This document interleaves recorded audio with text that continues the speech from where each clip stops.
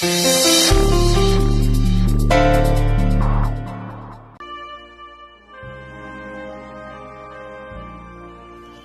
অন্তত আমাকে ভুল বোঝো না।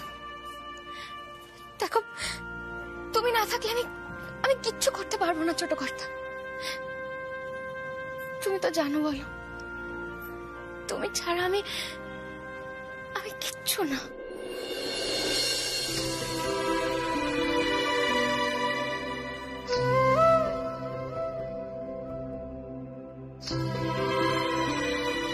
দেখো, আমরা দুজন একসঙ্গে থাকলে তবে তো আমাদের মেয়েকে আমরা সঠিক পথে চালনা করতে পারবো। তুমি থাকবে তো আমার পাশে? বলো না, তুমি আমার পাশে থাকবে তো? বলো না, তুমি থাকবে না আমার পাশে? পুজোর সব আয়োজন হয়ে গেছে। ও ছোট দিদি, ছোট দিদি, কি জ্বালায় পড়েছি গো। তুমি তো মৌনব্রত নিয়েছো, আর তোমার দাদানের তো বকবকানি বেরিয়ে যাচ্ছে। সে তো তোমার গান না শুনে ছাড়বে না। কি করি বলো তো, এখন কে গান গাইবে? ওসামা, হ্যাঁ রে, শোন না, তুই একটা গান গেয়ে দে। সকাল থেকে আমার মাথা খেয়ে ফেললো লোকটা। গান গাইবি তো বল, পুজো করতে গিয়ে? গাইবো মা।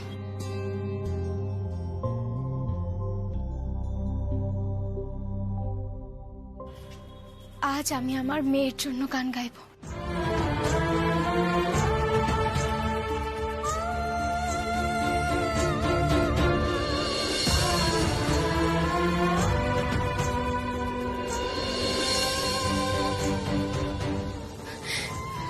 কৃষ্ণা, শোন না মা, আমি পুজো করে তারপর তুই আর আমি একসঙ্গে আজকে রেওয়াজ করবো, কেমন? একদম কিন্তু চিন্তা করবি না। আমি যাই।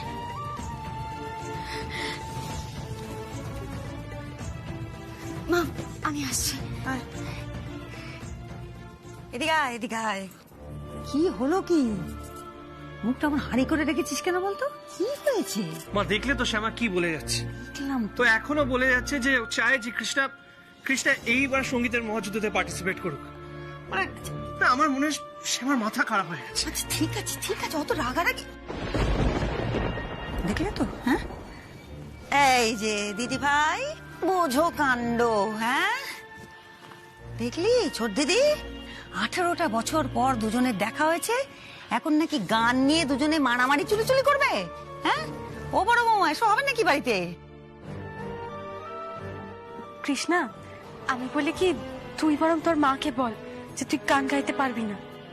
হ্যাঁ, এই তো ঠিক বলেছে বড় বৌমা। বলছি কি, তুই বরং বলে দে, তুই বলে দে যে গান গাইবি না বলিস না, তাতে আবার তোর মা রেগে যাবে। তুই বল যে আমার গলাটা তো এখন ঠিক তৈরি নয়, আমি পরে গাইবো। বলে দে। আমি মা যে আমার গান গাওয়া নিয়ে স্বপ্ন দেখছে। আচ্ছা আচ্ছা, ঠিক আছে, বুঝেছি। সে স্বপ্ন কি তোর মা একা দেখছে নাকি? হ্যাঁ, স্বপ্ন আমিও দেখি। এই দেখ না, আমার 3 কাল গিয়ে 1 কালে ঠেকেছে। আমিও স্বপ্ন দেখি। সব স্বপ্ন কি আর তোকে বলা যাবে নাকি? তবে একটা স্বপ্ন আমি তোকে বলতে পারি, সে হলো যে আমি দেখি আমার কৃষ্ণকলির মতো আমার ছোট দিদিও স্বনামধন্য গায়িকা হয়েছে। হ্যাঁ রে, মরার আগে এইটুকু দেখে যেতে পারবো না? আমি চাই দেখে যেতে। আমি আচ্ছা ঠিক আছে। কৃষ্ণা, একদম কথা বলবি না। দেখ, মন খারাপ করিস না, তোর গলা ঠিক হয়ে যাবে। আর এই বছর গান গাইতে না পারলে কি হবে? তুই পরের বছর গান গাইবি। ও বড় বৌমা, বলছি পরের বারে যা হবে তা হবে, কিন্তু এখন যেটা হবে অশান্তি হবে। দিদি ভাই, তোর বাবা মাকে চিনিস না? তোর বাবা যা রাগী না, সারা জীবন জ্বালিয়েছে এই রেগে। এখন এই অশান্তি করবে, যাই গিয়ে সামলে আসে। ওই দেখো, কাঁদছিস কেন মা? হ্যাঁ, কাঁদিস না। কাঁদলে যে শরীরটা দুর্বল হয়ে যায়, তখন গলাটাও তো ক্ষতি হবে। মন ভালো থাকলে গলাও ভালো হয়ে যাবে। কেমন? কাঁদবে না একদম। যাই গিয়ে দেখি, আবার বাপকে সামলাই এবার। কৃষ্ণা, একদম কাঁদবি না। দেখ, তোর বাবা মা দুজনই তো তোর ভালো চায়, তুই একদম চিন্তা করবি না, দেখবি সব ঠিক হয়ে যাবে। এই তো লক্ষ্মী মেয়ে। আমি যাই গিয়ে দেখি আবার ওদিকটা, সাবধানে থাকিস।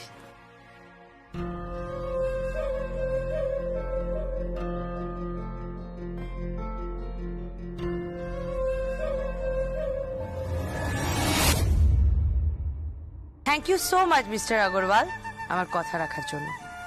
একটা কোয়েশ্চেন মনে রাইজ করলো, হ্যাঁ। না মানে কিউরিসিটি, অনলি কিউরিসিটি। কেন আমি ওদের ডোবাতে চাইছি, রাইট? ঠিক বাত, ঠিক বাত। ম্যাডাম জি, আপনাদের তো পাথরের ব্যবসা আছে, আপনাদের বিল্ডিং এর ব্যবসা আছে, আর এই চৌধুরীদের তো মশলাপাতি ব্যবসা। কোনো রাইভেলরি নেই, কোনো কম্পিটিশন নেই, তো প্রবলেমটা কি আছে? ব্যক্তিগত শত্রুতা, বুঝলেন?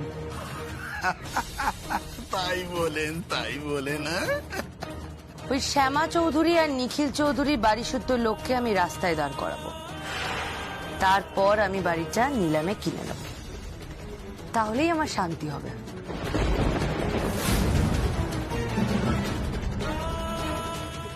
আর মার্কেটে ওদেরকে যারা যারা টাকা দিতে পারে সব রাস্তা আমি বন্ধ করে দেবো, সব।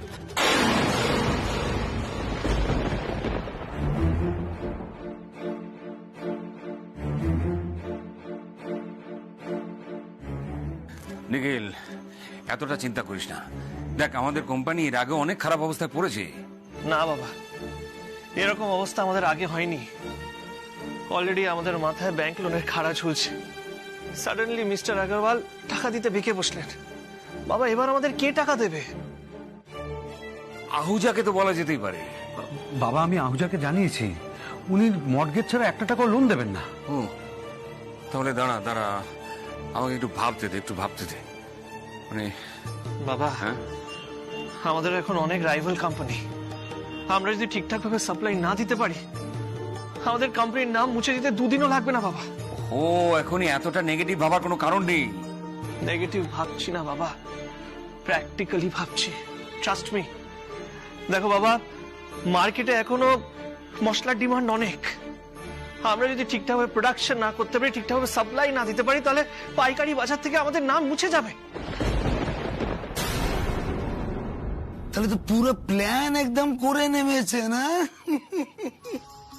রাধারানী দত্ত কখনো প্ল্যান ছাড়া কোনো কাজ করে না। তাছাড়া কি বলুন তো, ওই বাড়িটা আমার বড্ড পছন্দের বাড়ি।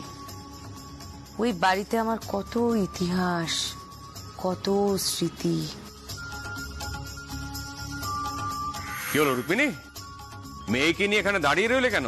যাও, এবার মানে মানে তোমরাও বিদেয় হও। এ বাড়িতে তোমাদের আর কোনো জায়গা হবে না। বাক্স প্যাটটা নিয়ে আজীবনের মতো চলে যাও, নাহলে তোমাদের ঘাড় ধাক্কা দিয়ে বার করে দেওয়া হবে। আমার সঙ্গে তোমরা দুজন অনেক অন্যায় করেছো, সে সব আমি ক্ষমা করে দিয়েছি। কিন্তু যেদিন থেকে তোমরা এই বাড়িটার ক্ষতি করতে চেয়েছিলে, সেদিন থেকে আমি তোমাদের আর ক্ষমা করতে পারি না। আগের বার তো গয়না চুরি করতে গিয়ে ধরা পড়েছিস, এবারে থেকে গিয়ে কি চুরি করার মতলব করেছিস? মেশোমশাই, এইভাবে কথা বলছো আমার সঙ্গে? তোদের বিশ্বাস নেই, এখনো থেকে যাওয়ার জন্য কান্নাকাটি করছিস? আরে তোদের তো কিছু না বলে নিজে থেকেই বেরিয়ে যাওয়া উচিত। আয় দাদা, আয়।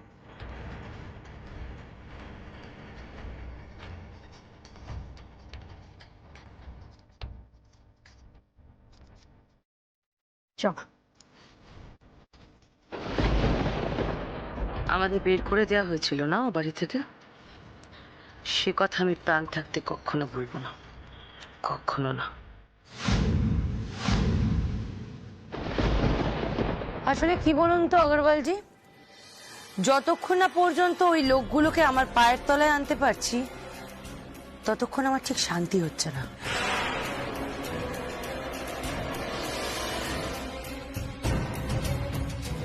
এনিওয়ে, আজ তাহলে আসি, অন্য আরেকদিন আসবো। এনি টাইম, হ্যাঁ, আপনার জায়গা আছে। See you soon.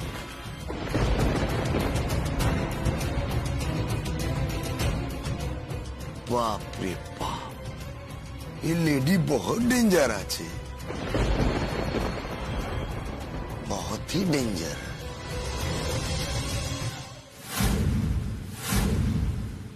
ডক্টর, সব ঠিক আছে? Anything serious? না না, তেমন কিছু নয়। আপনার মিসেসকে আমি সব বুঝিয়ে দিয়েছি। রাতে যদি জ্বর কম থাকে ওষুধ দেওয়ার দরকার নেই, জলপট্টি দিলেই চলবে। আপনি আসুন আমার সাথে। হ্যাঁ চলবে। ও ছোট বৌদি, শোনো না, তাহলে আমি যাই, গিয়ে রান্নাটা বসাই, আর যাওয়ার সময় কৃষ্ণাকে ঘরে দিয়ে যাব। যা, এসো।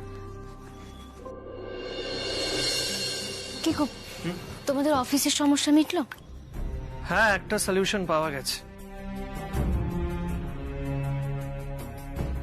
কেউ কি রাজি হলো লোন দিতে? একজন হয়েছেন, কিন্তু তার আবার শর্ত আছে। শর্ত? ব্যবসায়িক শর্ত। যতক্ষণ না বাবার সাথে কথা হচ্ছে কিছু বুঝতে পারছি না।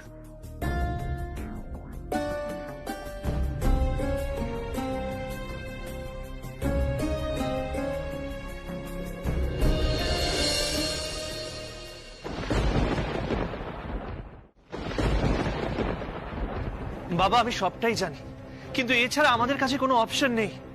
বাবা প্লিজ ট্রাই টু আন্ডারস্ট্যান্ড। মানে ব্যাংকের টাকা ছাড়া যদি 40 কোটি টাকা একজন ফিনান্সারই দেয়, তাতে প্রবলেমটা কি? প্রবলেম একটাই, ব্যাংক একটা প্রতিষ্ঠান, তাদের একটা রেপুটেশনের ব্যাপার আছে, নানান রকমের রুলস থাকে যাতে কোনো পক্ষে ফ্রড না করতে পারে। কিন্তু যারা এই ব্যক্তিগতভাবে লোন দেয় না, তারা কোনো কিছু ধার ধারে না, টাকা আদায়ের জন্য তারা যা খুশি করতে পারে। শোনো না বাবা, আমরা যদি ঠিকঠাক টাইমে প্রোডাকশন করতে পারি, আমাদের মার্কেট বাঁধা, এবার ঠিক সময়ে আমরা লোন রিপে করে দেবো, আর ফিন্যান্সার তো হুট করে টাকা নেবে না। কিন্তু এখন যদি আমরা প্রোডাকশন শুরু না করতে পারি, আমরা পথে বসবো। ট্রাস্ট মি বাবা, মানে ব্যাংক আমাদের প্রপার্টি সিল করে দেবে। হ্যাঁ সেটা ঠিকই, মানে তাই বলে বাবা শোনো না, বাবা তুমি এত চিন্তা করো না, কেউ আমাদের ঠকাতে পারবে না, আমরা সেভাবেই পেপারস রেডি করবো। কিন্তু লোকটা যদি আজ বাদে কাল এসে টাকা ফেরত চায়, আর না দিতে পারলে যদি বাড়িটা নিলামে তুলে দেয়, তখন? বাবা হুট করে টাকা কেন চাইবে? আর এরকম একটা লোন 10 বছর রিপেমেন্ট টাইম তো থাকবেই। দেন হোয়াট অ্যাবাউট ইন্টারেস্ট? ইন্টারেস্ট যদি বেশি চায়? যদি ইন্টারেস্ট বেশি চায়, যদি এটা বেশি হয়, এত যদির কথা ভাবলে বিজনেসে রিস্ক নেওয়া যায় না বর্দা ভাই। ইন্টারেস্ট বেশি চাইলে আমরা নেগোশিয়েট করব, ব্যাংকে যত টাকা দিই সেই টাকাটাই দেব। বাবা শোনো না, আমাদের কাছে আর কোনো অপশন নেই। দেখো, এই একটাই ওয়ে আছে আমাদের বাড়ি বিজনেস সবকিছু বাঁচানোর, নইলে। হ্যাঁ, কিন্তু লোকটা কেমন, মার্কেটে তার রেপুটেশন কিরকম, সেসব জানতে তো একটু সময় পাওয়া দরকার। বাবা, আমার কিন্তু গোটা বিষয়টা ভীষণ কনফিউশন লাগছে। সে তো আমারও আছি। দেখ, এরপরে যদি লোকটা বাড়ি ব্যবসা এসব ফেরত দিতে না চায়? কেন ফেরত দেবে না? বর্তমানে পেপারস গুলো তুই বানাবি, লোন রিপে করার পর উনি আমাদের প্রপার্টি ফেরত দিতে বাধ্য হবে। কিন্তু নিখিল, মার্কেটে কত ফ্রড ঘুরে বেড়াচ্ছে বলতো। বাহ বাহ বাহ, সেই ভয়ে আমরা হাতে হাত রেখে বসে থাকি, আমাদের প্রোডাকশন বন্ধ হয়ে যাক আর ব্যাংক আমাদের সবকিছু নিলাম করে দিক। কিন্তু ইন্টারেস্টে দেখছি। ঠিক আছে নিখিল, তোর কথার যুক্তি আছে, আমি অস্বীকার করছি না। আর তাছাড়া এই মুহূর্তে আমাদের হাতে তো অন্য কোনো অপশনও নেই। আমরা টাকা চাইলেও কেউ এখন অব্দি দিতে রাজি হয়নি, অন্তত আমার কাছে তো অন্য কোনো আইডিয়া নেই। কি রুল, তাই তো? এখন যদি কেউ টাকাটা দিতে আমাদের রাজি হয়, তাহলে আমাদের সেটা নিয়ে নেওয়া উচিত। কিন্তু আমি বলছিলাম তার আগে লোকটা কিরকম একটু ভালো করে খোঁজ খবর নেই, মানে ওর উদ্দেশ্যটা জেনে নেই। বাবা উদ্দেশ্য সিম্পল, এই বাড়ির কথা যদি ছাড়ি, উনি ভালোভাবেই জানেন যে আমাদের বিজনেস রানিং। আমরা যদি টাকা দিতে ফেল করি, উনি আমাদের বিজনেস থেকে নিজের টাকা উঠিয়ে নেবেন। হ্যাঁ সেটা ঠিকই। দেখ, তোরাই এখন ব্যবসা চালাচ্ছিস, কাজেই তোদের মতামতের ওপরে আমার ভরসা আছে। আর যে গর্তে এখন আমরা পড়েছি, তা থেকে জেনে তেনে প্রকারণে আমাদের বেরিয়ে আসতে হবে। অসৎ পথে তো আর যেতে পারি না।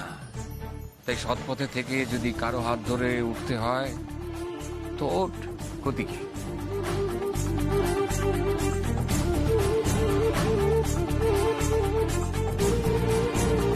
থ্যাংক ইউ বাবা, থ্যাংক ইউ সো মাচ।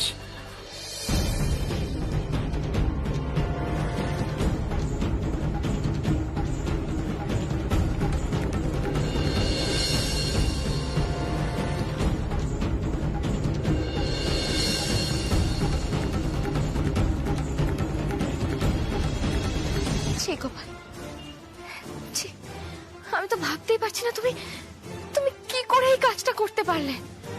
পিসমণি, কাম্মা, তুমি এসব কথা কি করে জানলে? শুধু আমি না মুন্নি, তোমার পাপাও সবটা জানেন।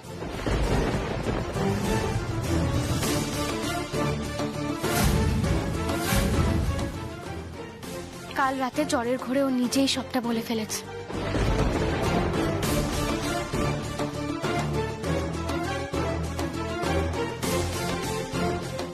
পিসমশাই শুনে ফেলেছেন? হায় ভগবান!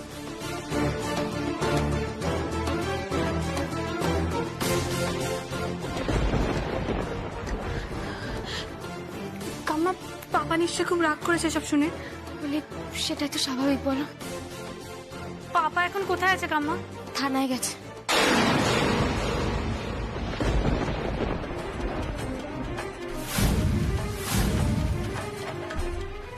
পিসমশাই থানায় কেন গেছে পিসমণি?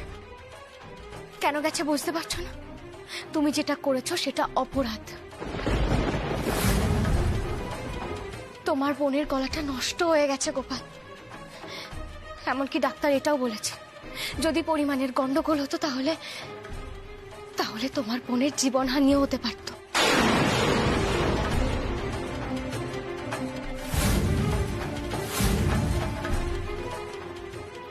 আর সেই জন্যই তোমার পিসমণি, পিসমণি দয়া করো, কি হচ্ছে? পুলিশের হাতে আমাকে তুলে দিও না পিসমণি। পিসমণি, বলছি তো তুমি ওঠো, ওঠো না পিসমণি। ওঠো, আমার পা ছাড়ো। ওঠো গোপাল, তুমি যেটা করেছো সেটা অন্যায়, আর অন্যায় করলে তার শাস্তি পেতেই হয়। আমি জানি ভবিষ্যৎ ভেবে তুমি এই অন্যায়টা করো, কিন্তু অন্যায় যে করেছো সেটা তো সত্যি। আর কেউ না হোক, কৃষ্ণ যে তোমাকে শাস্তি দেবেনি গোপাল।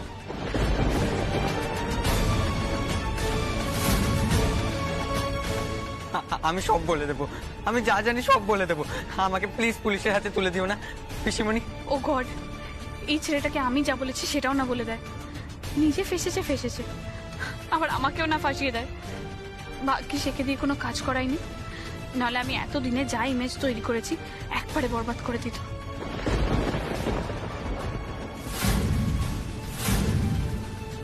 গোপাল, কার কথাই তুমি তোমার বোনের এত বড় সর্বনাশ করলে সেটা তো আমাদেরকে জানতেই হবে। আসুন অফিসার, প্লিজ প্লিজ অফিসার, কাম।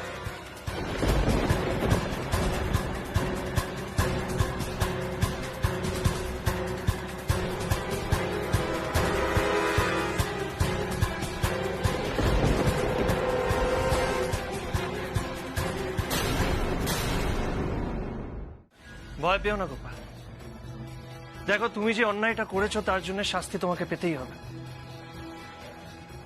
কিন্তু তোমাকে শাস্তি দেওয়াটাই আমার মেন উদ্দেশ্য না।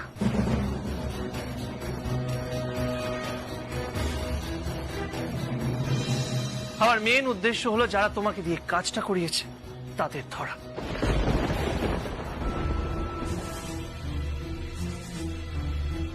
আচ্ছা গোপাল, দাদা হয়ে বোনের এরকম ক্ষতি কি করে করতে পারলে তুমি? তুমি যা কাজ করেছো তারপর তো মানুষ সম্পর্কের উপর বিশ্বাস হারিয়ে ফেলবে।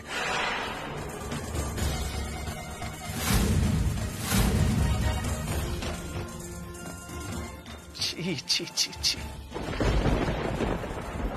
আমাকে ক্ষমা করে দাও পিসমশাই, ক্ষমা করো। ক্ষমা তো আমরা তোমায় করতে চাই, কিন্তু গোপাল তুমি যে কাজটা করেছো তার জন্য আমরা সবাই খুব আঘাত পেয়েছি।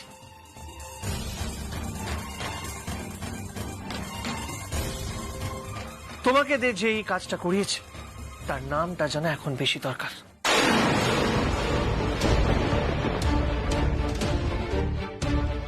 বলো গোপাল, চুপ করে থেকো না। কি হলো গোপাল, বলো কে কাজটা করিয়েছে তোমাকে দিয়ে? এই কাজটার জন্য তোমায় কে টাকা দিয়েছে? ছোট কথা বলছি, একটু আস্তে। এত সহজে হবে না নিখিল বাবু, এর মুখ দেখছেন না? এটা আজকালকার বাচ্চা, যাকে বলে পেছন পাকা। হতে পারে আপনাদের আত্মীয়, কিন্তু এখন থেকেই মাথায় বদবুদ্ধি ঢুকে গেছে। এরা এমনি এমনি সিধে হয় না, হিরির করে থানায় টেনে নিয়ে গিয়ে দুঘাত দিলে সব বলে দেবে।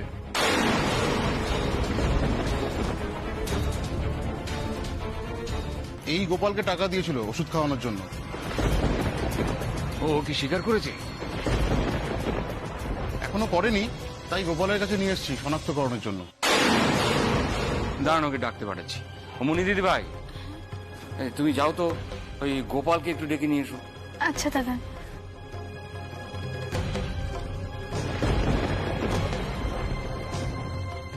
তাই এই যে ছেলে, দেখো তোমারও তো বয়স খুব বেশি বলে মনে হচ্ছে না, আর তোমাকে তো আমরা কেউ চিনিও না।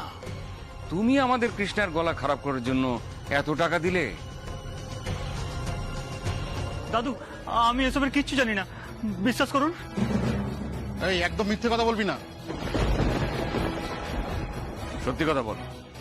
আমি জানি টাকাটা তোমাকেও কেউ না কেউ দিয়েছিল, যে আমাদের ক্ষতি করতে চায়, তাই তো? না দাদু, আমাকে বিশ্বাস করুন, আমি এসব কিচ্ছু জানি না। আর একটা মিথ্যে কথা বললে এখানেই মারতে শুরু করবো। না থাক থাক, ওসবের এখনই দরকার নেই। আগে গোপাল আসুক। বাবা, নিখিল ফোন করেছে। হ্যালো, হ্যাঁ পুলিশ ছেলেটাকে এনেছে। ওই গোপাল শনাক্ত করলে থানায় নিয়ে যাবে ওরা। এতে আমি কথা বলবো। হ্যাঁ শোন না, বাবা কথা বলবে তোর সাথে। হ্যাঁ হ্যালো নিখিল,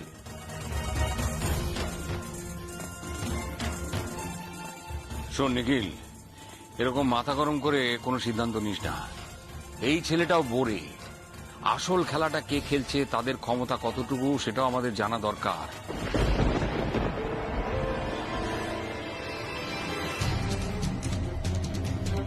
যারা ভাড়াটে লোক দিয়ে অন্যের ক্ষতি করে, তারা কিন্তু অনেক কিছু করতে পারে। এমনি ব্যবসার এই অবস্থা, বাড়ির নিলামটা কোনো রকমে আটকানোর একটা ব্যবস্থা করা গেছে। এখন আর এসব ঝামেলার মধ্যে তুই জড়াস না বাবা। তুই আগে বাড়ি আয়। হ্যাঁ, আমি রাখছি।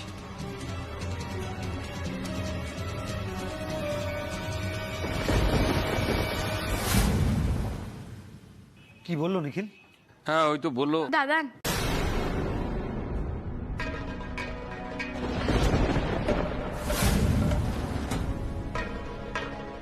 ও এই যে গোপাল, দেখো তো এই ছেলেটি সেই ছেলেটি কিনা।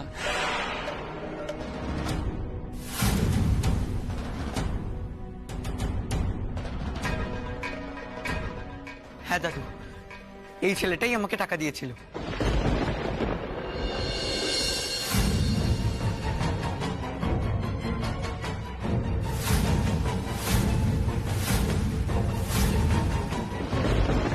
এই একদম মিথ্যা কথা বলবি না স্যার, আমি ওকে চিনি না স্যার। আমি ওর থেকে প্রথমে 2 লাখ টাকা নিয়েছিলাম, পরে আরো 2 লাখ টাকা দিয়েছি। আমি সেই পুরো টাকাটাই ফেরত দিয়ে দিতে চাই। কিসের টাকা? আর আমি এত টাকা পাবো কোথায়? প্রমাণ কি যে আমি ওকে টাকাটা দিয়েছি? ও মিথ্যা কথা বলছে স্যার। এ তো ভারী মুশকিল হলো। গোপাল, তোমার কাছে প্রমাণ আছে কিছু? না মানে আমি দাদু, আমার কাছে প্রমাণ আছে।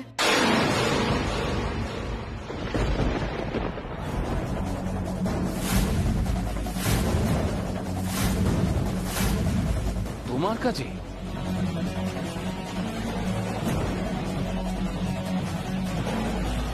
হ্যাঁ দাদা, পাপা কাম্মা সবাই জানে।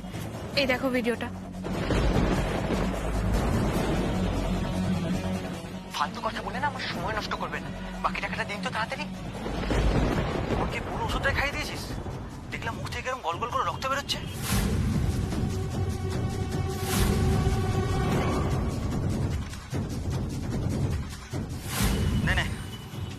এবার তুই তোরটা বুঝে নে, আর আমিও আমারটা বুঝে নিচ্ছি। তাহলে এবার বল মিথ্যে। মিথ্যে স্যার, সব মিথ্যে।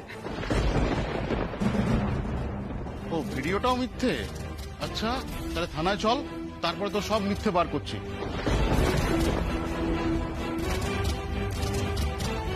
স্যার বলে দিচ্ছি স্যার, আমি এখানে সব বলে দিচ্ছি। দয়া করে আমাকে থানায় নিয়ে যাবেন না। তাহলে নামটা বল এবার। নাম তো জানি না স্যার, নাম আমাকে বলেনি, ফোনেই কথা বলতেন আমার সাথে। ফোনটা কে করেছিল? কোনো নাম বলেছিল? না স্যার, আমাকে প্রতিদিন আলাদা আলাদা নাম্বার থেকে ফোন করতেন, একজন মহিলার গলা ছিল।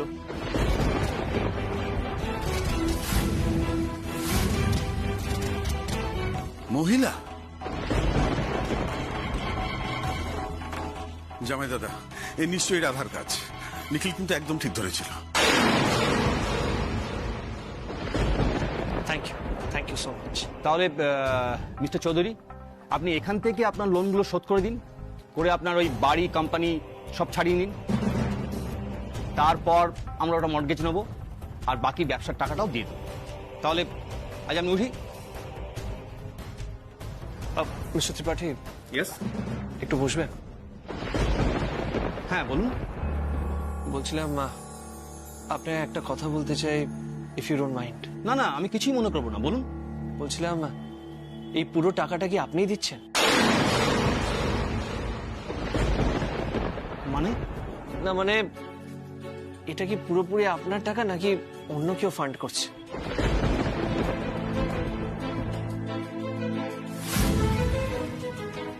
মিস্টার চৌধুরী, আপনি কি আমাকে ট্রাস্ট করছেন না? না না, আপনি আমাকে ভুল ভাবছেন। যদি আপনাকে ট্রাস্ট না করতাম তাহলে সব পেপার সাইন করে আপনাকে দিতাম। বলুন। দেখুন, বিজনেস করতে গেলে পার্টনার লাগে, আমারও পার্টনার আছে, কিন্তু ওনারা কেউ সামনে আসেন না, দ্যাটস ইট। আসলে মিস্টার ত্রিপাঠী, আপনাকে একটা পার্সোনাল কথা বলছি। আমি না ঠকতে ঠকতে থকে গেছি।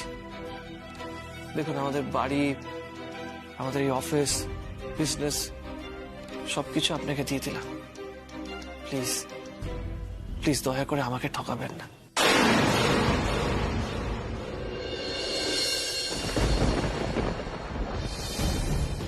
আরে না না, everything will be all right. Thank you so much. Thank you. আমি চলি।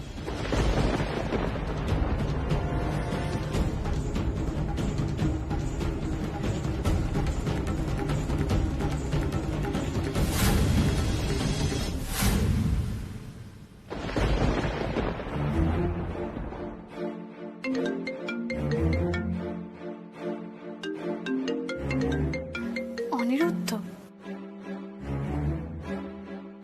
হ্যালো অনিরুদ্ধ। হাই সৃজনী, আমি একটা ছোট্ট কথা জানার জন্য ফোন করলাম। কৃষ্ণার গলার অবস্থা কিরকম? ঠিকই আছে মোটামুটি। Srijani, don't mistake this for anything else. আমি একদমই হিউম্যানিটেরিয়ান গ্রাউন্ডসে কলটা করছি। তোমার পাপা নিখিল চৌধুরীর অপমানের পর তোমার ফ্যামিলির কারোর সম্পর্কে আমার কোনো ইন্টারেস্ট নেই।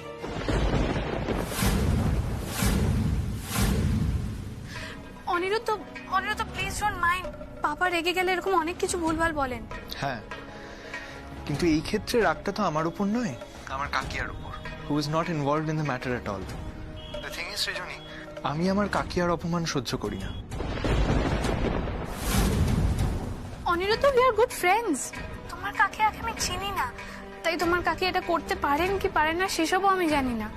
কিন্তু পাপা যখন খুঁজতে শুরু করেছে, পাপা ঠিক অপরাধীকে খুঁজে বার করবে। এন্ড বাই দ্য ওয়ে, কাজটা যে করেছে, যার কথায় করেছে, সেসব অলরেডি ধরা পড়ে গেছে।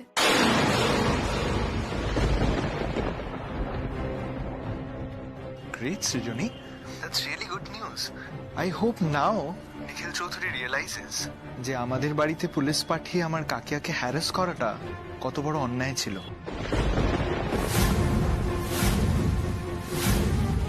না, মেইন কালপ্রিট এখনো ধরা পড়েনি। তবে এরা বলেছে একজন মহিলা নাকি সিম কার্ড চেঞ্জ করে করে বারবার এদের ইনস্ট্রাকশন দিত ফোন করে। ও নাও আই সি। মানে তাই তোমার পাপার মনে হয়েছিল যে এই কাজটা আমার কাকিয়ার, তাই তো? ফ্যান্টাস্টিক। দেখো অনিরুদ্ধ, আমি এইসব নিয়ে তোমার সাথে ঝগড়াঝাটি করতে চাই না, প্লিজ। সৃজনী, ওরা ধরা পড়েছে, এটা খুব ভালো হয়েছে।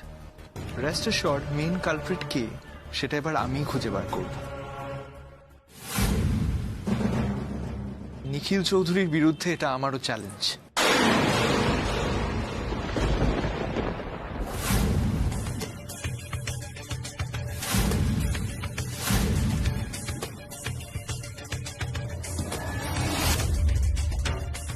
তোমাদের এই বাড়ির সঙ্গে আমার গন্ডগোলটা ভালো লাগে না অনিরুদ্ধ।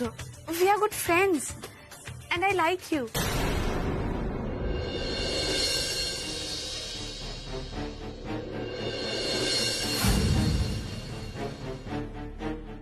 সৃজনী, that's very sweet of you, thank you. আমি এখন রাখছি।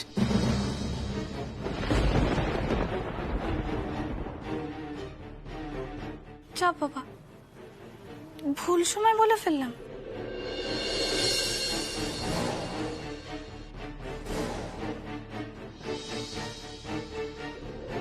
কিসের পিকনিক? পিকনিক আবার কিসের হয়? পরিবারের পিকনিক, বাড়ির পিকনিক। কেন এত কথা হলে ভুলে গেছিস? মা প্লিজ, এদিকে আমার মেয়ের বিরুদ্ধে চক্রান্ত হচ্ছে আর তোমরা পিকনিক প্ল্যান করছো। মানে এত আনন্দ তোমাদের আসছে কোথা থেকে? আনন্দ কোথা থেকে আসে মানে? কি কথা বলছে দেখো। ওরে তোর মেয়ের আনন্দের জন্যই তো পিকনিকের ব্যবস্থা করা হয়েছিল রে। আচ্ছা আচ্ছা ঠিক আছে, এখন এসব কথা থাক না। বলছি তুমি কোথায় গেছিলে বলো তো? দত্ত বাড়িতে গেছিলাম।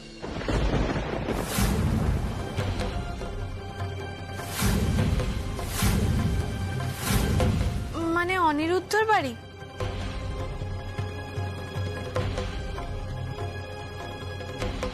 পুলিশ আর ওই ছেলেটাকে নিয়ে দত্ত বাড়ি গেছিলাম। যদিও ওই ছেলেটা রাধারানীকে আইডেন্টিফাই করতে পারেনি, ওর গলাও চিনতে পারেনি।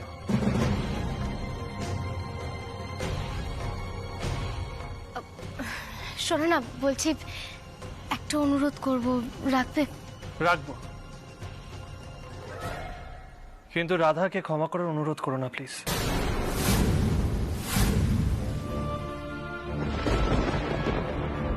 দেখো ছোট কর্তা, এসব হানাহানি, ষড়যন্ত্র, প্রতিশোধ নেওয়া তো অনেক হলো। এবার কি আমরা এগুলো একটু ভুলে যেতে পারি না? কতগুলো বছর ধরে আমি আর কৃষ্ণা তোমাদের থেকে এত দূরে ছিলাম। আসলে কি জানো তো, এবার না আমরা তোমাদেরকে নিয়ে একটু শান্তিতে থাকতে চাই। ছোট কর্তা, আমি তোমার কাছে হাত জোড় করছি। দেখো, শত্রুর অভাব তো আমাদের কোনোদিনও ছিল না, আর আজও নেই। কিন্তু এই সবের মধ্যেও চলো না আমরা পরিবারের সবাই মিলে একটু ভালো সময় কাটিয়ে আসি। আসলে আসলে আমরা সবাই মিলে পিকনিকে যেতে চাই। হ্যাঁ হ্যাঁ বাবা, প্লিজ বাবা, প্লিজ আমরা পিকনিকে যাব। হ্যাঁ, তুমি কিন্তু না করতে পারবে না। আচ্ছা বাবা ঠিক আছে, তুমি এভাবে কোনোদিনও রিকোয়েস্ট করেছো, আমি না বলেছি?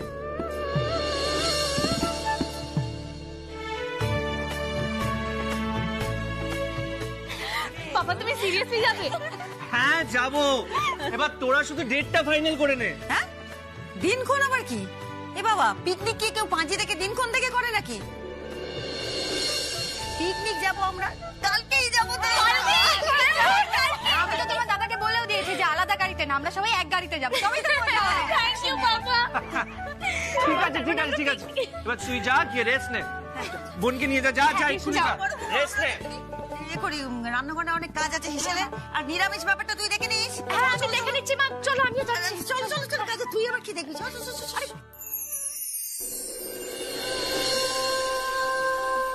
ছোট করতে কেউ দেখে ফেলবে। দেখলে দেখবে, তাতে কি প্রবলেম?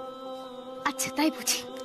কই এতগুলো দিন ধরে তো আমাকে ডাকনি, আমাকে জড়িয়েও ধরনি আর আদরও করনি। এখন ছাড়ো ছাড়ো। আমার শ্যামার অভিমান হয়েছে।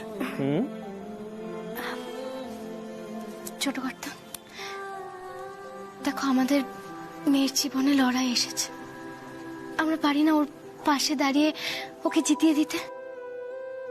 পারবো শ্যামা, আমরা নিশ্চয়ই পারবো। তুমি পাশে থাকলে আমি নিশ্চয়ই লড়তে পারবো শ্যামা।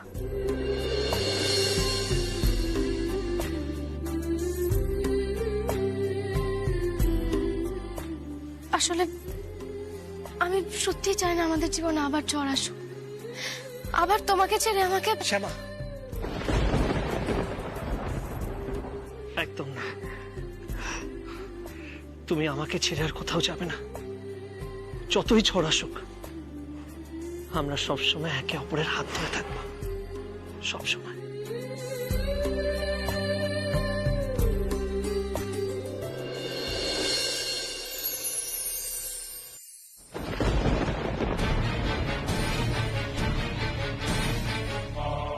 কাজটা ডান তো? এই নিন নিখিল চৌধুরীর সই করা কাগজপত্র। বাড়ির এবং ব্যবসার দুটো কাগজই আছে তো? সমস্ত কাগজ আছে, সই করা। আপনি চাইলেই ওদের বাড়ি ব্যবসা আমরা নিলামে তুলে দেবো।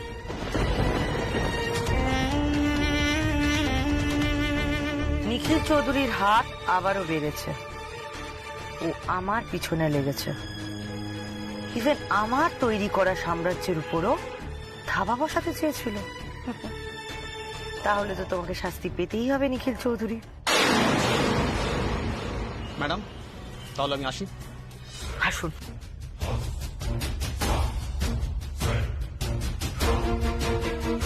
নিখিল চৌধুরী আর শ্যামা চৌধুরী যতই তোমাদের মিল হোক, কিন্তু আবারও তোমাদের বিরহের সানায়ের সুর শোনাবো আমি।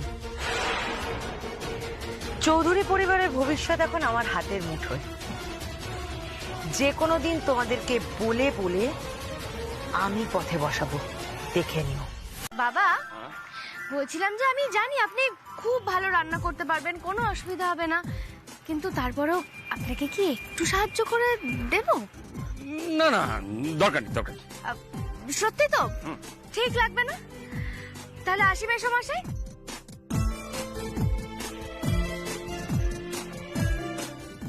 ছোট বৌমা, শোনো না। হ্যাঁ বাবা, বলুন। বলছিলাম কি, দেখো তুমি তো মাছ মাংস কিছু খেতে পারবে না, তো রান্নাটা যখন ওই শেষের দিকে আসবে তখন একবার চলে এসো। তুমি নিরামিষ আর বড় বৌমা ওই আমিষগুলো একটু টেস্ট করে দেখবে। নুন মিষ্টি যদি কিছু কম বেশি হয় তখন বলবে, তখন ম্যানেজ করা যাবে আর কি।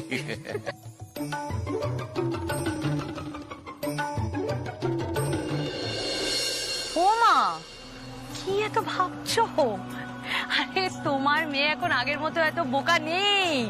হ্যাঁ গো, এখন একটা কোম্পানির ব্যবসার হিসাব সামলায় তোমার মেয়ে। কামন। ও, ওরা পুলিশ পাঠিয়েছে বলে ভয় পাচ্ছ?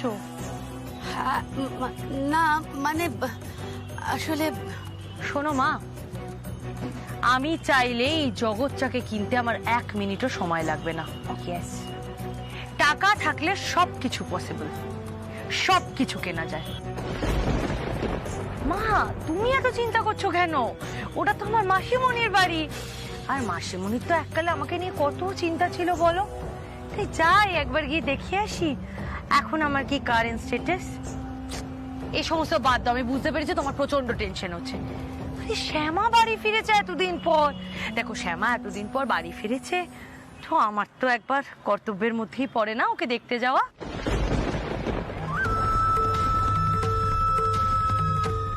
ওকে একটা হিং না দিলে কি আমার চলে? তুই যে একটা কি হয়েছিস রাধা। আমার মেয়ে চ্যাম্পিয়ন হবে, আর একই সঙ্গে শ্যামা হারবে আমার কাছে। তার আগে আমি ওকে একবার দেখবো না? কিরে শ্যামা, আর বাবা এবার আমি যাই, না তো মা ভীষণ রাগ করবে। হ্যাঁ ঠিক আছে, ঠিক আছে, গলা ছেড়ে গান গাইবে যাতে এখান থেকে শুনতে পাই। ঠিক আছে, আসছি মা।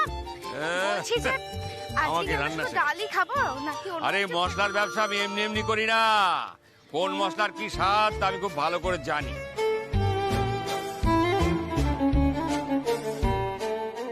খেয়ে যদি সবাই আঙুল না চেটেছে না, তাহলে আমার নাম বসন্ত চৌধুরী নয়, বলে রাখলাম। জামাই দাদা, বলছিলাম যে এত কনফিডেন্স কিন্তু ভালো নয়। আর শুনে না, বৌমারা আছি, ওরা দুজনেই কিন্তু পাকা রাঁধুনি, কিছু কম বেশি হলে ম্যানেজ করে দিতে পারবে।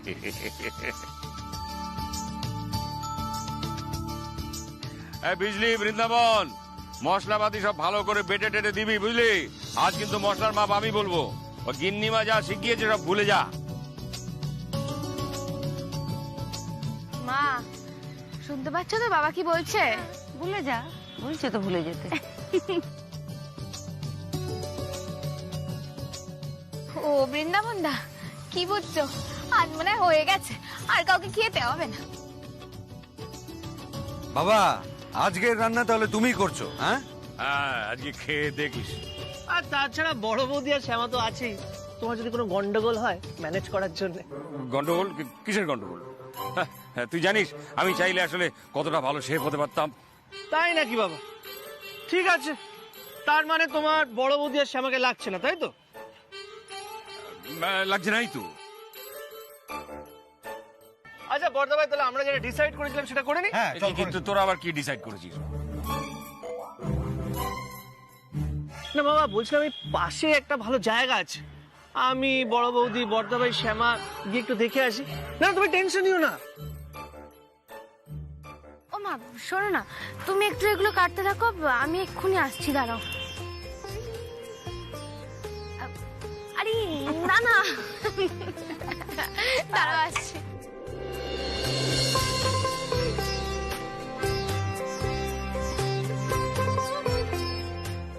খাওয়ার আগে ঠিক চলে আসবো। না, তোরা যেখানে খুশি যেতে পারিস, ওদের নিয়ে গেলে চলবে না। বাবা এক্ষুনি তো বললে যে লাগবে না। হ্যাঁ, এখানে আমরা সবাই মিলে পিকনিক করতে এসেছি, তোরা বেড়াতে গেলে কি করে চলবে? হ্যাঁ বাবা তো একদম ঠিকই বলছে। শোনো না, তোমরা সবাই যাও, আমি বরং বাবার সাথেই থাকছি। বাহ বাহ বাহ বাহ, দেখলি দেখলি পাল্টি মারলো। বাহ বাহ বাহ। আরে পাল্টি মারার কি আছে?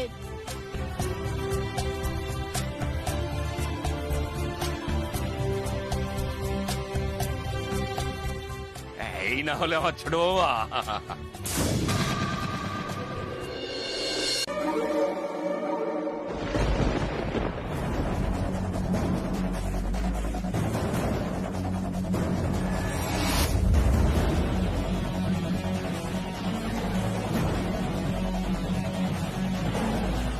দিদি ভাই,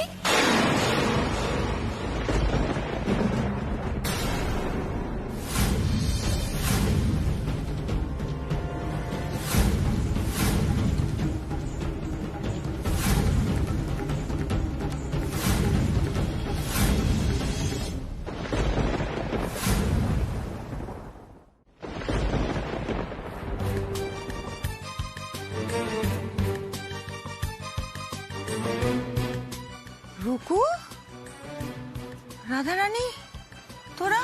দিদি ভাই, একবার দেখা করতে এলাম তোমাদের সঙ্গে। কেমন আছো সবাই?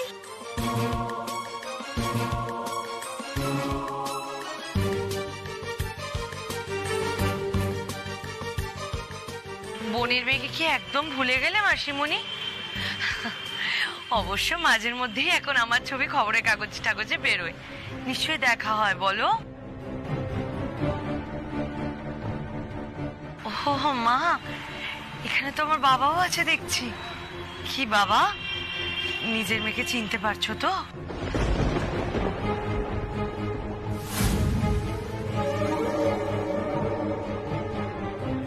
দেখ রাধা, কোনো বাবাই নিজের সন্তানকে ভুলতে পারে না বা ভুলে যেতে চায় না। তবে হ্যাঁ, এমন দুর্ভাগ্য অনেকের হয় যে নিজের সন্তানের মুখটা পর্যন্ত মনে করতে চায় না। যেমন আমি সেরকম এক দুর্ভাগা বাবা।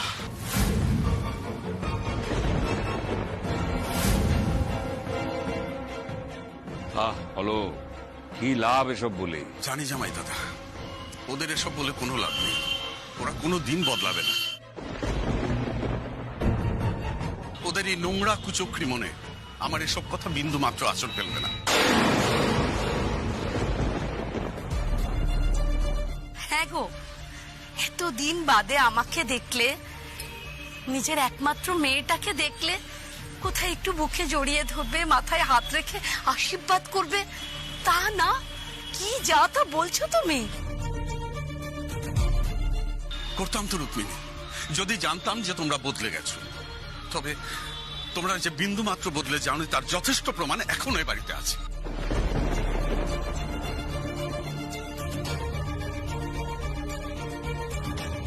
যাই হোক, এ বাড়িতে একটা ঘরোয়া অনুষ্ঠান চলছে।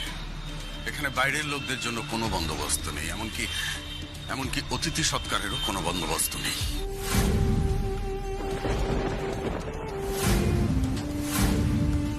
মেশমশাই থাক না, এভাবে কেন বলছে?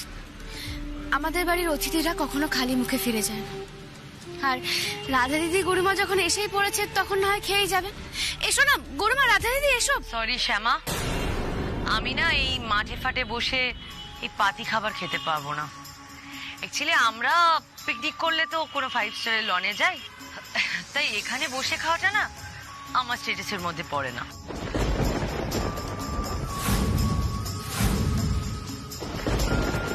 বাট আই মাস্ট সে, শ্যামা তুই কিন্তু একই রকম আছিস। দেখ কি সুন্দর আমাদেরকে আদি খেতে করে খেতে ডাকলি। আসলে আমাদের স্ট্যাটাসটা না তোদের সঙ্গে খাওয়ার মতোই নয়, সেটা তুই বুঝতেই পারিসনি।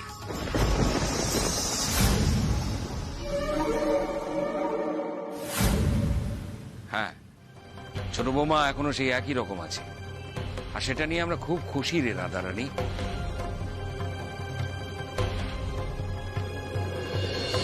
খুশি না হয়ে কোনো উপায় আছে মেশামশাই? বাই দ্য ওয়ে শ্যামা, তুই তো অনেকদিন পর কলকাতায় এসেছিস, নিশ্চয়ই দত্ত এন্টারপ্রাইজের নাম শুনেছিস। ওটা আমাদের, আমার কোম্পানি। আমি এখন দত্ত বাড়ির মেজবো, আর আমার এখন না রূপোর বাসনে খাওয়া অভ্যাস, আর সেটা না হলেই না বড্ড অ্যাসিডিটি হয় জানিস তো।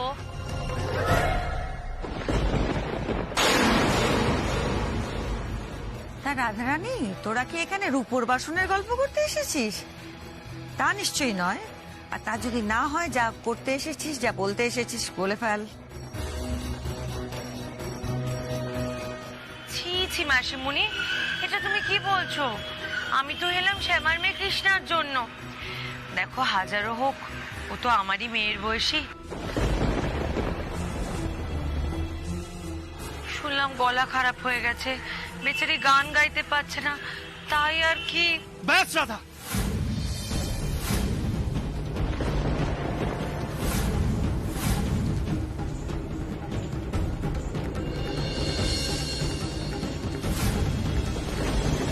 তারে ধরে ধরি মনে করি, ধরতে গেলেম আর পেলেম না, ধরে ধরি মনে করি, ধরতে গেলেম আর পেলেম না। দেখেছি দেখেছি রূপসাগরে মনের মানুষ কাঁচা সোনা।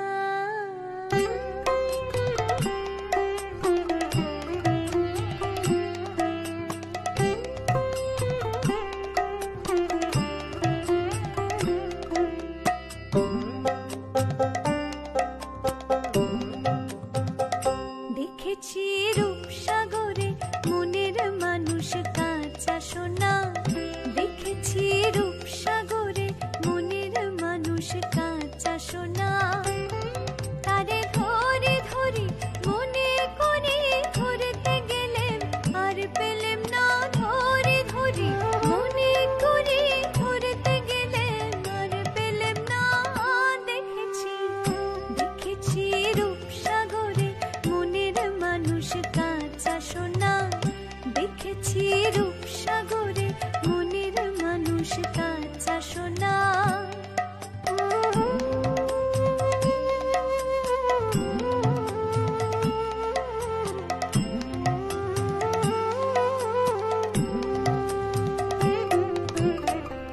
বহুদিন ভাব তরঙ্গে ভেসেছি কতই রঙে, বহুদিন ভাব তরঙ্গে ভেসেছি কতই রঙে, সুজনের সঙ্গে হবে দেখা শোনা। তারে আমার আমার মনে করি, আমার হয়ে আর হইল না, আমার আমার মনে করি, আমার হয়ে আর হইল না।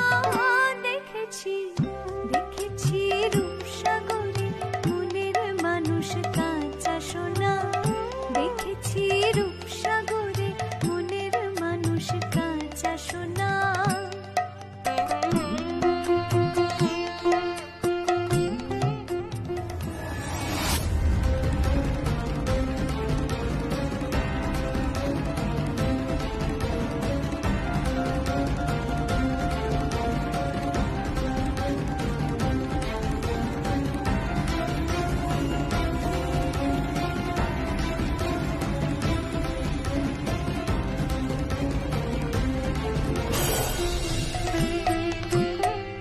সে মানুষ চেয়েছে ফিরিতেছি পাগল হয়ে, সে মানুষ চেয়েছে ফিরিতেছি পাগল হয়ে, মরমে চলছে আগুন আর নেভে না।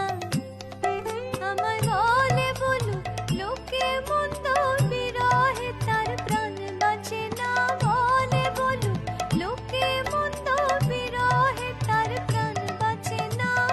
দেখেছি দেখেছি রূপসাগরে মনের মানুষ কাঁচা সোনা, দেখেছি রূপসাগরে মনের মানুষ কাঁচা সোনা।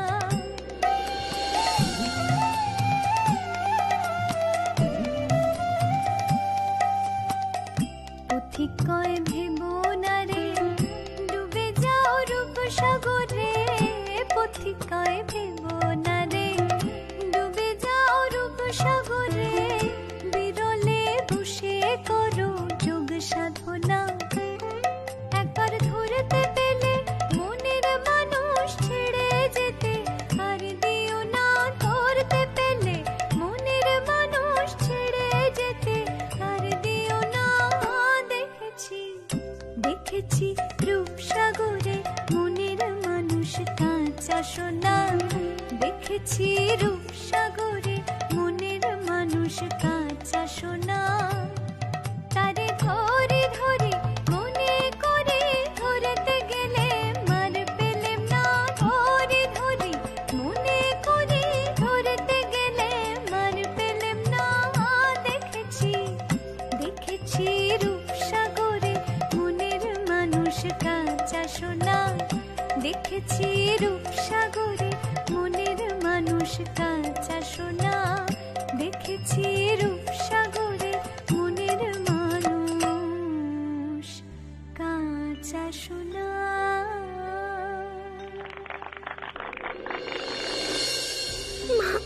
আমি পেরেছি মা, আমি গান গাইতে পেরেছি। Bravo Bravo. দিদি ভাই সাধু সাধু।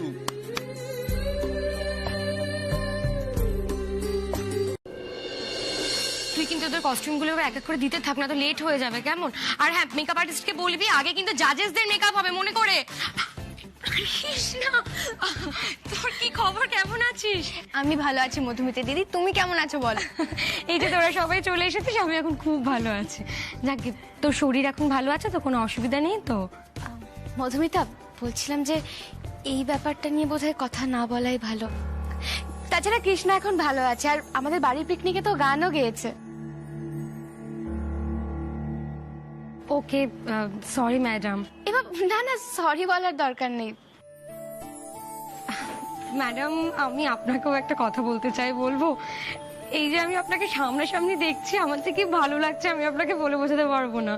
মানে আমার মাও যদি এখানে থাকতো না, মা ভীষণ খুশি হয়ে যেত। আমার মা আপনার ভীষণ বড় ফ্যান। কৃষ্ণার মুখে কিন্তু আমিও তোমার কথা কম শুনিনি, সারাক্ষণ কৃষ্ণ তোমার কথাই বলতে থাকে। ও ম্যাডাম, বলছি যে গার্জেন তো এখানে অ্যালাউ নেই, আপনি সেটা জানেন। ওইদিকে গার্জেনদের বসার ব্যবস্থা করা হয়েছে, আপনি যদি প্লিজ। আচ্ছা ঠিক আছে কৃষ্ণা, মন দিয়ে গান গাইবি, কিচ্ছু ভাববি না।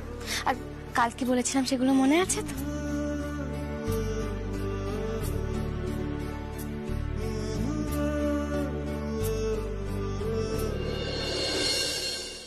আসি মধুমিতা, আসি। হ্যাঁ ম্যাডাম, ম্যাডাম বলছিলাম যে একটা কথা ছিল। হ্যাঁ বলো না। কিছুই না, বলছিলাম যে কৃষ্ণার যে সমস্যাটা হয়েছে সেটা আমরা মঞ্চে সবার সামনে বলতে চাই।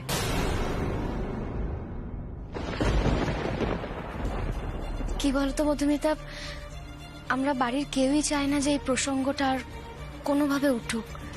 তাছাড়া আমার মেয়েটা মানে কৃষ্ণা যে গান গাইতে পারছে সঙ্গীতের মহাযুদ্ধে, এটাই তো অনেক, বলো। ম্যাডাম দেখুন, এটা কিন্তু কোনো সাধারণ কম্পিটিশন নয়, এটা কিন্তু রিয়েলিটি শো। মানে যারা পার্টিসিপেন্ট তাদের রিয়েল লাইফের স্টোরি যত দর্শকের সামনে আমরা তুলে ধরতে পারবো, তত কিন্তু দর্শক বেশি ওদেরকে রিলেট করতে পারবে, দর্শক বুঝতে পারবে ওদেরটা। সেজন্যই বলছিলাম ম্যাডাম, কোনো অসুবিধা হবে না কিন্তু। মধুমিতা, এটা বড় সস্তার পাবলিসিটি হয়ে যাবে না? তোমরা চিন্তা করো না, আমার মেয়ে গানের মধ্যে দিয়ে সবাইকে সব উত্তর দিয়ে দেবে।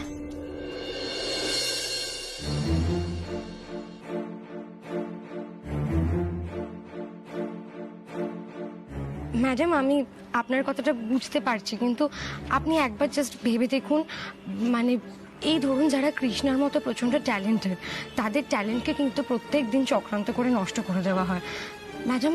ওদের কেরিয়ার নষ্ট করে দেওয়া হয়, ওদের মনোবল নষ্ট করে দেওয়া হয়। আর কৃষ্ণার গল্পটা যদি সবাই শুনতে পায়, দর্শক যখন শুনতে পাবে, তখন তো তার মধ্যে তারাও থাকবে, তাই না? তারা কিন্তু তাদের মনোবল আবার ফিরে পাবে, তারা কিন্তু আবার সাহস পাবে। কৃষ্ণা কিন্তু এভাবে সবার অনুপ্রেরণা হয়ে উঠতে পারবে ম্যাডাম। আর ম্যাডাম, আমরা চাইছি এই পুরো ব্যাপারটাকে ফার্স্ট রাউন্ডেই দর্শকের সামনে তুলে ধরতে। আমরা কিন্তু আমাদের ডিরেক্টরের সঙ্গেও কথা বলেছি, তারও একমত, শুধু আপনার পারমিশন চাই। দেখো মধুমিতা, এটা তোমাদের প্রোগ্রাম, এবার এইসবের মধ্যে বোধহয় আমার না ঢোকাই ভালো। শুধু একটা কথা মাথায় রেখো,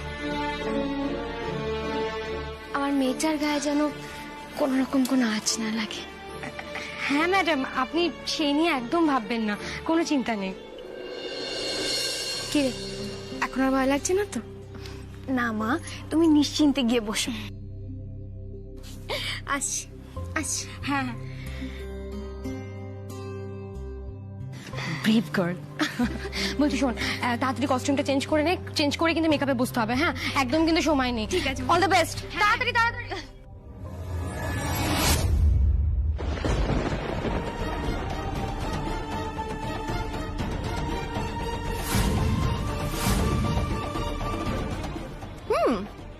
হ্যালো, তাহলে ফাইনালি কাক চলেই এসেছে।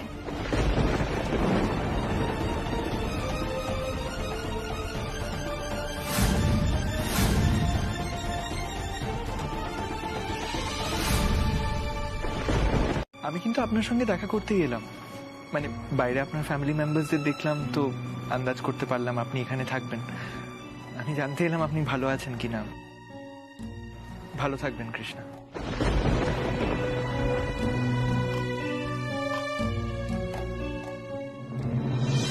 এই কদিনে আমার আর অনিরুদ্ধর বন্ডিংটা খুব ভালো হয়ে গেছে। আমি ওর সবটা জানি। We are like close friends. Aniruddha আমাকে এত পছন্দ করে, কিন্তু আমার বোনকে তেমন পছন্দ করে না। ওই তো বললো কি আমার গায়ের রংটা নাকি পাকা গমের মতন, আমাকে দেখতে খুব ভালো লাগে, তোকে দেখেই কেমন মায়া হয়, তোর স্কিন টোন ডাস্কি, তোর বিয়ে হবে কিনা, এইসব নিয়েই আর কি। আমাকে যখন পছন্দ করেন না, তখন বারবার দেখতে কেন আসেন? All the best. আমি জানি আপনি খুব সুন্দর গান গান, আমার এখনো শোনা হয়নি, but looking forward. I hope এই কম্পিটিশনের শেষ পর্যন্ত আপনি থাকবেন, আর আপনার গান শুনে সবাই খুব খুশি হবে।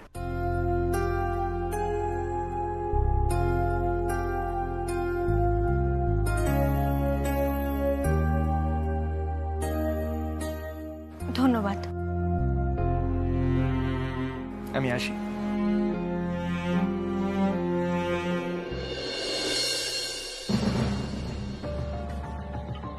হাই সৃজনী, বোনকে বেস্ট অফ লাক উইশ করতে বুঝি। হ্যাঁ, কিন্তু তুমি এখানে? আমি তোমাকে অনেকবার কল করেছিলাম, তুমি রিসিভ করোনি। ও সরি, ফোনটা সাইলেন্টে ছিল তাই খেয়াল করিনি। তোমাদের কথা হয়ে গেছে? হ্যাঁ মানে আমি just okay all the best বলতে এসেছিলাম। এখন আসি।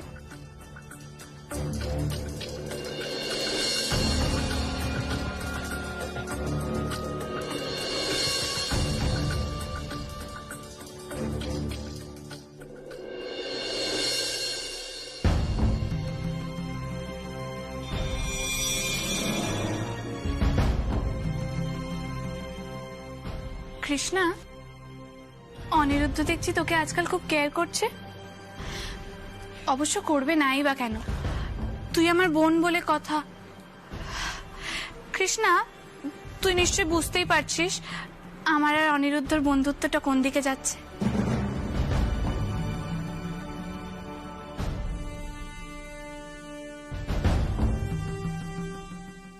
দেখ কৃষ্ণা, তুই কিন্তু আবার অনিরুদ্ধর ক্যাটটাকে অন্যভাবে নিস না। অনিরুদ্ধ কিন্তু তোকে বোনের চোখেই দেখে।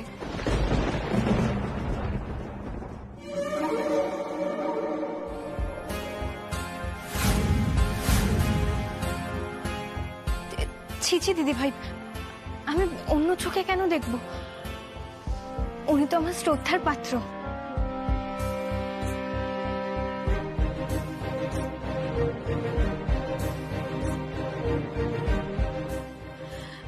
যাকে কৃষ্ণা, ওইসব কথা এখন ছাড়। ভালো করে গান গাস, কিন্তু তোকে কিন্তু জিততে হবে।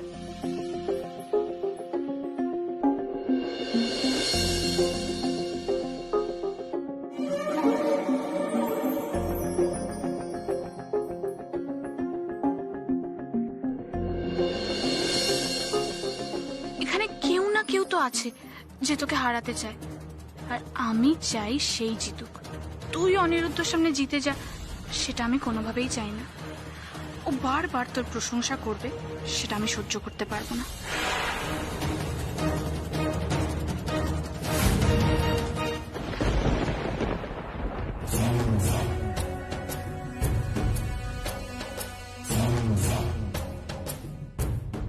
এই যে দাদা, এই যে আপনি কি ইলেকট্রিশিয়ান নাকি?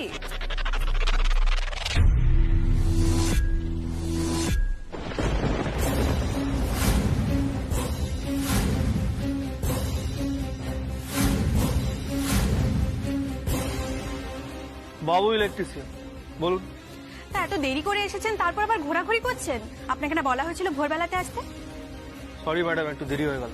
এসব বললে হবে? যান তাড়াতাড়ি মেকআপ রুমে যান, ওখানে কয়েকটা লাইট জ্বলছে না, খুব প্রবলেম হচ্ছে। ম্যাডাম একদম টেনশন নেবেন না, সব আলো জ্বালিয়ে দেবো, অন্ধকার কাটিয়ে দেবো। বাজে কথা না বলে এদিকে আসুন, যত সব আজব লোক।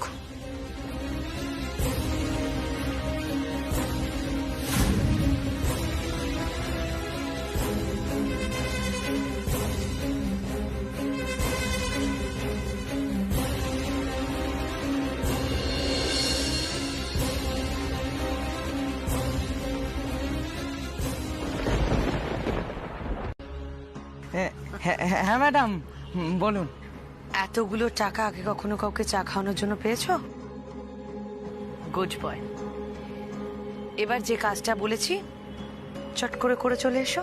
ম্যাডাম, যদি খেতে না চাই? বোঝাবে, বলবে যে গান গাওয়ার আগে চা এবং কফির উপকারিতা কতটা, কনভিন্স করতে হবে তো। আচ্ছা ম্যাডাম। আর বলছি, মেকআপ রুমটা চেনো তো? সোজা মেকআপ রুমে চলে যাবে। ওষুধটা নিশ্চয়ই কাছেই আছে? হ্যাঁ ম্যাডাম। ওকে। আর শোনো একটা কথা, এরপর তুমিও আমাকে চেনো না, আমিও তোমাকে চিনি না। কথাটা মনে থাকবে? থাকবে ম্যাডাম।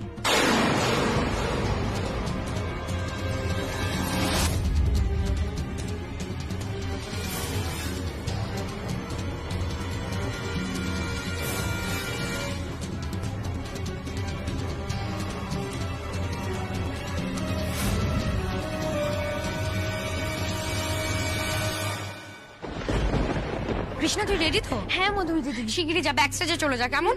আচ্ছা বলতে, যারা যারা রেডি হয়ে গেছে সবাই শুনছো তো, তারা কিন্তু ব্যাক স্টেজে চলে যাও, কেমন? আচ্ছা ওকে রেডি হয়েছে? হয়ে গেছে তো? কি হয়েছে?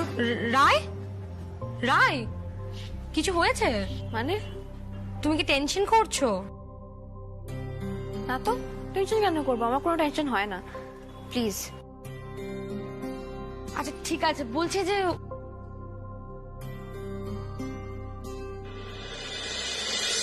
টেনশন তো হচ্ছে, এত টেনশন আগে কোনোদিনও হয়নি।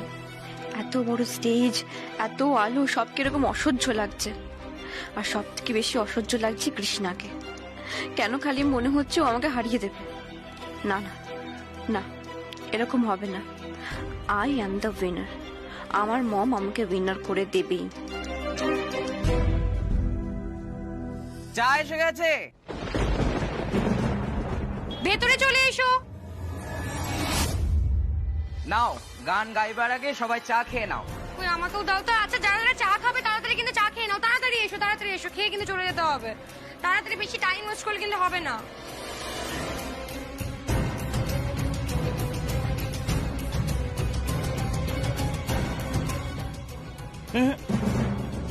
এইটা নয়, এইটা।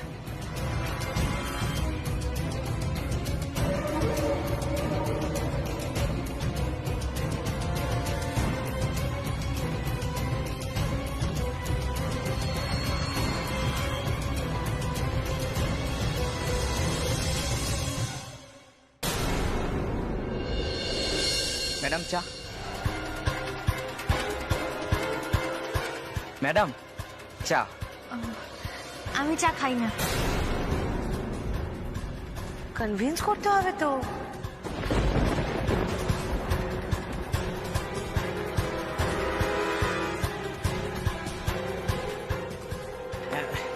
সে কি, গান করো আর চা কফি খাও না? আরে নাও নাও, চা খেলে গলাটা ঠিক থাকবে। আমার গলা এমনিই ঠিক আছে।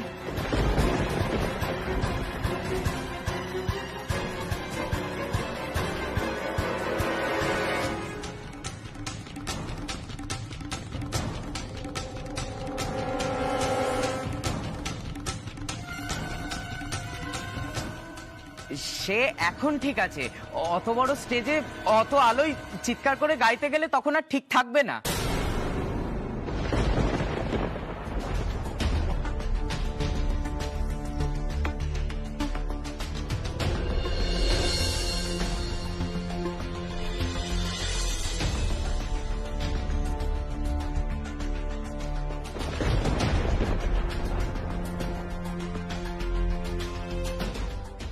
ঠিক আছে, দিয়ে দিন।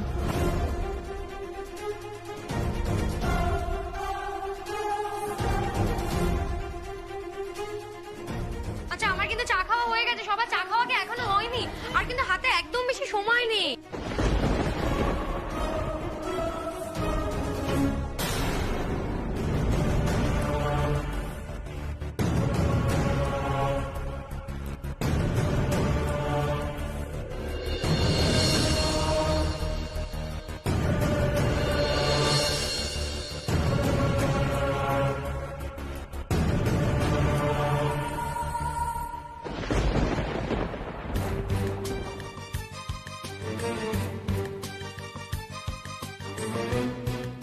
বাবা, এটা কি আমি খাবো?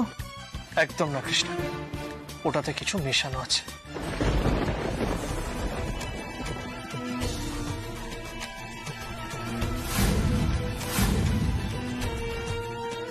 কেমিক্যাল? তা জানি না, কিন্তু ক্ষতিকারক কিছু সেটা বটেই। এটা রাধারানী পাঠিয়েছে। এই ছোট বৌমা, এই দেখো তো, ওই যে লম্বা লম্বা চুল ইলেকট্রিশিয়ানটা, ওকে দেখে কিরকম একটা লাগছে না? কই বাবা, কিছুই তো মনে হচ্ছে না। না, তুমি ভালো করে দেখো, নিখিলের মতো লাগছে না?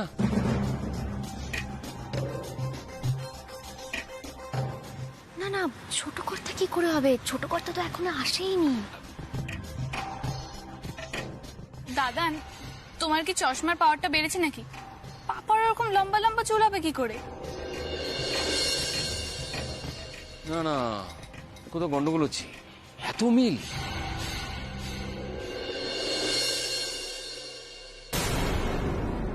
বাবা একটু আস্তে। আর কোথায় মিল? আমি তো কোনো মিলই দেখতে পাচ্ছি না। নয় বলছো? না। তাহলে তাই।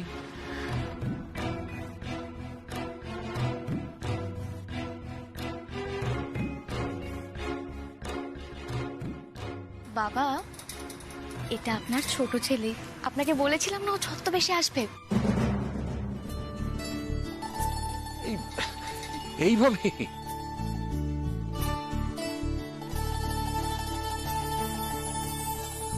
হ্যাঁ বাবা, ও এইভাবেই ওর মেয়েকে পাহারা দিচ্ছে, যাতে ওর কোনো রকম কোনো ক্ষতি না হয়।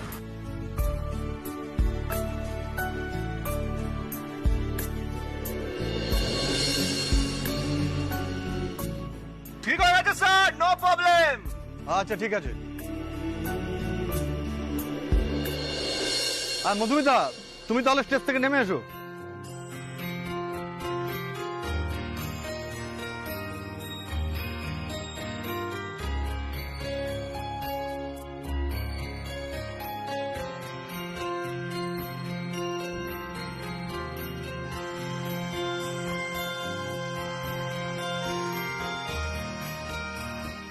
ওকে, সব রেডি তো? শুরু করছি তাহলে। Roll camera, action. Good evening, welcome to our show সঙ্গীতের মহাযুদ্ধ। আপনাদের সব প্রতীক্ষার অবসান ঘটিয়ে প্রতিবারের মতো আমরা চলে এসেছি সঙ্গীতের মহাযুদ্ধে। এবার প্রতিবারের মতো আমাদের সঙ্গে কিন্তু রয়েছেন এক ঝাঁক নতুন প্রতিভা, যারা আগামী দিনগুলোতে গান শুনিয়ে আপনাদের মন জয় করে নেবে। এবারের প্রতিযোগীরা এসছেন ভারতের বিভিন্ন প্রান্ত থেকে। আমরা অবশ্যই তাদের সাথে আলাপ সারবো, কিন্তু তার আগে আমরা আলাপ করে নেব আমাদের বিশিষ্ট জাজেসদের সাথে।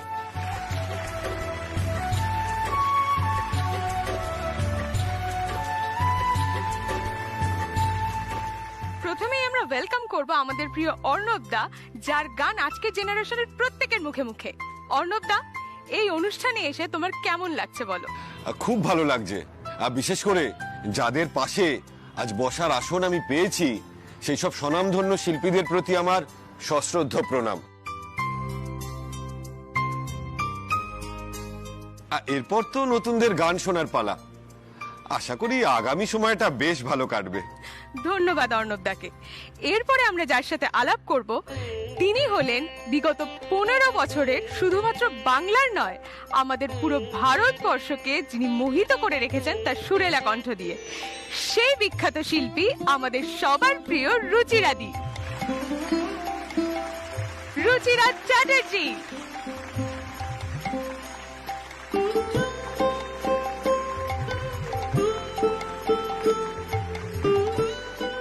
রুচিরাদি, তুমি আজ 10 বছর ধরে আমাদের অনুষ্ঠানের জাজ হয়ে আছো। তুমি আমাদের পার্টিসিপেন্টদের উদ্দেশ্যে কিছু বলো। সঙ্গীতের মহাযুদ্ধের পার্টিসিপেন্টসদের নিয়ে আমার আর নতুন করে বলার কিচ্ছু নেই।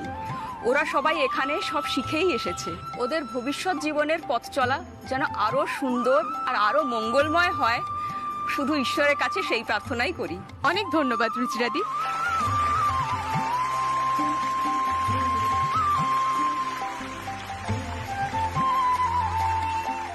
এবার আমরা যার পরিচয় দিতে চলেছি, তিনি এক কথায় বলতে গেলে আমাদের এই সঙ্গীতের মহাযুদ্ধের প্রাণ পুরুষ। তার সুরে গান গাওয়ার জন্য মুখিয়ে থাকেন সারা দেশের গায়ক গায়িকারা। তিনি হলেন ভারত বিখ্যাত সুরকার, সঙ্গীত পরিচালক অমিয় মহাপাত্র মহাশয়।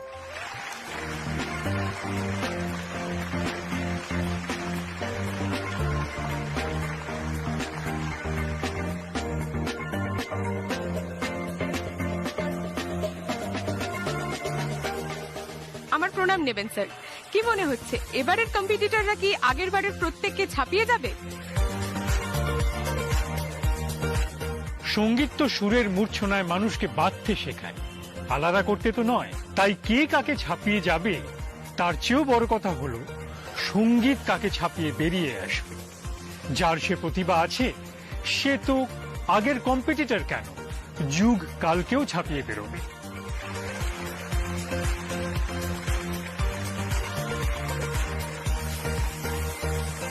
অনেক ধন্যবাদ স্যার।